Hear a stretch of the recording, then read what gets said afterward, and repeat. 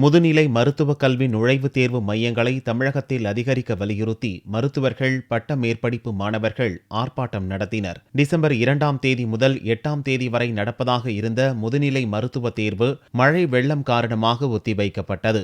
தற்போது இந்த தேர்வுகள் ஜனவரி 11ஆம் தேதி அறிவிக்கப்பட்டுள்ளது.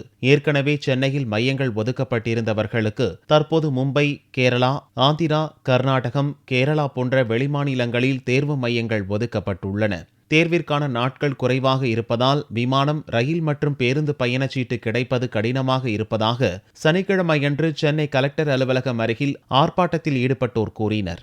உடனடியாக பிரதமரை தொடர்பு கொண்டு தேர்வு மையங்களை அதிகப்படுத்த நடவடிக்கை எடுக்க வேண்டுமாய் மாண்புமிகு தமிழக முதல்வரை இந்த ஆர்ப்பாட்டத்தின் மூலமாக கேட்டுக்கொள்ள கடமைப்பட்டிருக்கின்றோம்.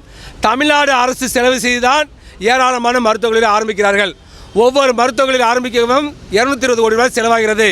இந்த ஆண்டு 110 அறிக்கையில் 440 கோடி ரூபாய் ஒதுக்கியிருக்காங்க. திருச்சிக்கும், அதாவது புதுக்கோட்டைக்கும், கரூர் மெடிக்கல் காலேஜுக்கும், ஒவ்வொரு மெடிக்கல் காலேஜையும் 200 கோடி ரூபாய்க்கு மேலே செலவு செய்து ஆரம்பித்து விட்டு, அதை முதுநிலை மருத்துவர்களை ஆரம்பித்து விட்டு, MBBS இடங்களை ஆரம்பித்து விட்டு, அதை ஆல் இண்டியா கோட்டாவை கொடுத்து விட்டு, அந்த தேர்வு எழுத முடியாத சூழலை உருவாக்குவது என்பது வன்மையாக கண்டிக்கத்தக்கது. எக்ஸாம் நான் இதுக்காக ப்ரிப்பேர் பண்ணிருக்கும் போது நான் ஒர்க் பண்ணவும் இல்லை.